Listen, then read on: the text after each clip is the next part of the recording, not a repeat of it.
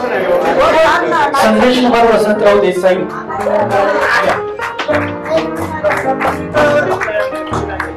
आता अगदी थोडीच माणसं आहेत ते आपली मनोगत व्यक्त करणार आहे. त्यानंतर भोजनाचा वेळ होणार आहे. देसाई सर आपल्या समोर आपले मनोगत व्यक्त करणार आहेत. थँक्यू. माझ्या प्रिय मित्र मैत्रिणींनो, तुमचं स्वागत आहे. आज तुम्ही आपुलकीने एकत्र राहात त्याबद्दल तुमचे खूप खूप धन्यवाद. सर्वात प्रथम शिरीष कोलगावकर, भूषण नागर, जॉन्सन, स्वाती प्रभू, शहनाज, या काही व्यक्ती अशा आहेत की त्यांनी ग्रुपसाठी भरपूर धडपड केलेली आहे. लोकांना एकत्र आणण्यासाठी प्रत्येकाने खूप मेहनत घेतलेली आहे. त्यांचे सर्वात मुख्य आभार. माझं वैयक्तिक आयुष्यात सांगण्याबद्दल म्हणजे मी कॉलेज झाल्यानंतर मुंबईला गेलो. मुंबईला विशेष काही नोकरी मिळाली नाही. त्यानंतर गोव्याला आलो. गोव्याला एक आता छोटीशी नोकरी करतोय. मला पत्नी आहे. मला 2 मुली आहेत. एक मुलगी सध्या सारस्वत बँकेत जॉब करते. एक मुलगी MA शेवटच्या वर्षाला आहे. तुम्हाला भेटून खूप आनंद झाला. आज सकाळी शिरीषने आपल्या भाषणात सांगितलं 5 मुद्दे खरोखरच पटण्यासारखे आहेत आणि तुम्ही तुमच्या आचरणात आणावेत असं मला स्वतः माझं वैयक्तिक मत आहे, जेणेकरून त्याचा तुम्हाला फायदा होईल. आणि आत्ताच कवणीकर साहेबांनी जे सांगितलं, त्यांना जो आजार आहे पॅरालिसिस, त्यामुळे ते थोडे, मला असं वाटतं की थोडे ते नाखुश आहेत किंवा ते म्हणतात की मी बिनधास्त आहे, मला काही वाटत नाही. पॅरालिसिस असा आजार आहे की तो त्याची घाबरायची काही गरज नाही. पण सांगण्याचं तात्पर्य हे आहे की आजार होऊ देणं हे तर आपल्या हातात नसतं. त्याच्यासाठी शिरीषने सांगितल्याप्रमाणे मनाशी आपण जर काटेकोरपणे पालन केलं प्रत्येक गोष्टीचं, खाणं, जेवण, व्यायाम वगैरे, आणि आपल्या पुढच्या आयुष्यासाठी आपल्याला काय उपयोगी होईल याचा विचार केला तर माझ्या माहितीप्रमाणे त्याचा बराच फायदा आपल्याला होणार. बाकी तब्येत कशी असणं नसणं ते आपल्या जीवनावर आणि जीवनशैलीवर अवलंबून असतं. त्या बाबतीत ज्याने त्याने आपापला विचार करावा.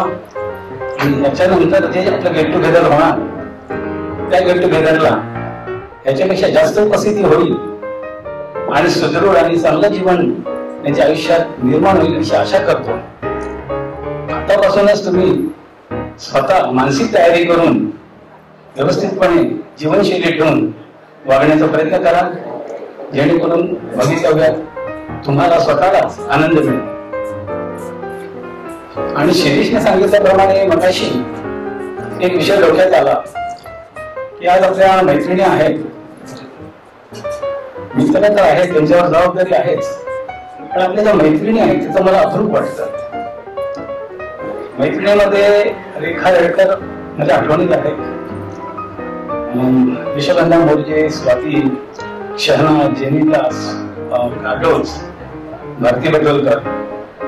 आज मी पाहतो गुलशन, आज मी पाहतोय तर मला अप्रूप असं वाटतं की आज यांच्या चेहऱ्यावर एवढा आनंद आहे.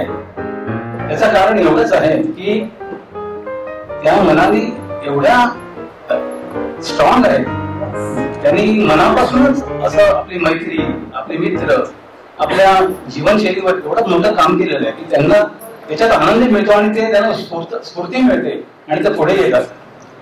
आज झालेले प्रत्येक भाषण इतकी स्वतंत्र आणि मुक्त होती मैत्रिणींची, आणि त्याचं मला खूप वाटतं. खूप खूप धन्यवाद. असेच प्रयत्नात राहा आणि चांगले वागा.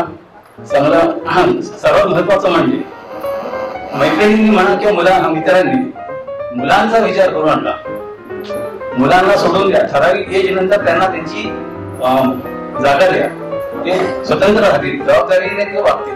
तुम्ही जर इंटरफेअर केलं तर सासू सून नवरा बायको यांच्यामध्ये आपण आता बघतो, सिरियल बघतो म्हणा, काही बघतो, पण जेव्हा आपण इंटरफेअर करतो त्या मुलांमध्ये गॅप पडतो आणि दुरावतात ऍक्च्युली नाती त्यावेळेला. तर तुम्ही स्वतंत्र राहा. एक माझा सल्ला, एक जाणता म्हणून सल्ला आहे असा आहे की मुलांकडे दुर्लक्ष असं म्हणता येणार नाही, पण त्यांना स्वतंत्र स्पेस द्या काहीतरी. अशा प्रकारे व्यवस्थित राहा. याच्यापुढे मग आपण भेटू. आणि काही मित्र माझे असे आहेत, हा विषय महत्वाचा आहे जो ग्रुपवर नेहमी चालतो, तो म्हणजे दारूचा. दारू म्हणजे वाईन म्हणा किंवा विस्की म्हणा किंवा काही. मी माझ्या लाईफ मध्ये सुद्धा जेव्हा कॉलेज संपल्यानंतर साधारण 90च्या दरम्यान असा फिरत होतो. स्पोर्ट्स मध्ये इंटरेस्ट होता, कबड्डी, व्हॉलीबॉल खेळायचो. काही संगीमुळे काही का दारूचं व्यसन लागलं. तर व्यसन लागलं म्हणजे कसं काय, आपण पितो फक्त आणि ते मजेसाठी पितो. त्यावेळी आपल्याला काही कळत नाही, टाइमपास म्हणा आपण पितो. आणि त्यावेळी पिण्याचं प्रमाण म्हणजे कसं, आठवड्यातून एकदा दोनदा मित्र मिळाले तरच. त्याच्यानंतर जॉबला लागल्यानंतर सहकारी मिळतो, तेव्हा आपण काहीतरी तो प्रयत्न करतो, शिकण्याचा प्रयत्न करतो. आणि इन बिटवीन आपण विसरतो की त्याचा आपल्या तब्येतीवर पण परिणाम होतो. आणि माझा तसा परिणाम माझ्या तब्येतीवर झाला नाही, कारण पिण्याबरोबर खाणं महत्वाचं असतं, प्रचंड व्यवस्थित खाणं. आणि मला जर माझं मत असं स्पष्ट आहे, म्हणजे आज म्हणतात लोक की दारू पिल्यामुळे त्रास होतो वगैरे वगैरे, पण माझं स्पष्ट मत आहे आणि 100% मत आहे, जर तुम्ही प्याला भरपूर प्या, पण लिमिट मध्ये प्याला. खाणं नाही, ऐकून घ्या. खाणं जेवण व्यवस्थित ठेवलं असेल तर तुम्हाला तर नाही काय अपवाद असतात. शिरीष बरोबर बोललाय, त्याबद्दल प्रश्न नाही. पण मी एक छोटंच उदाहरण देणार, जे मी व्हॉट्सअपवर पण दिलं होतं. मध्ये काका ते स्वातंत्र्य सैनिक होते, वयाच्या 97व्या वर्षी वारले. मी हे केलं होतं. तर ते 72 वेळा सकाळ संध्याकाळ दारू प्यायचे आणि भरपूर जेवायचे आणि व्यायाम करायचे. मग मला असं वाटतं की त्यांनी कसं काय आपलं आयुष्य काढलं, जाऊ घेऊन सुद्धा आमच्या समोरच. आणि आम्ही पण त्यांचे मेंबर होतो त्यावेळेला. आम्हाला पण द्यायला सुरुवात केली. ती खरी सुरुवात तेव्हापासूनची होती. पण सांगण्याचं तात्पर्य हे आहे की दारू पिल्याने नुकसान होतं, जर अति केलं तर होतं, नाहीतर होत नाही, हे स्पष्ट करतो. पण ज्याच्या त्याच्या मेंटॅलिटीवर तो भाग आहे की काय करावं, कसं राहावं. पण आता मी तुम्हाला 2 शब्द पूर्ण करतो, कारण मी बोलायचं खूप होतं, पण आता आपल्याला वेळ पण नसणार आहे. ठीक आहे, काळजी घ्या, तब्येत सांभाळा. हे विशेष. धन्यवाद. आवडीचा विषय काढला तुम्ही आणि भरपूर काय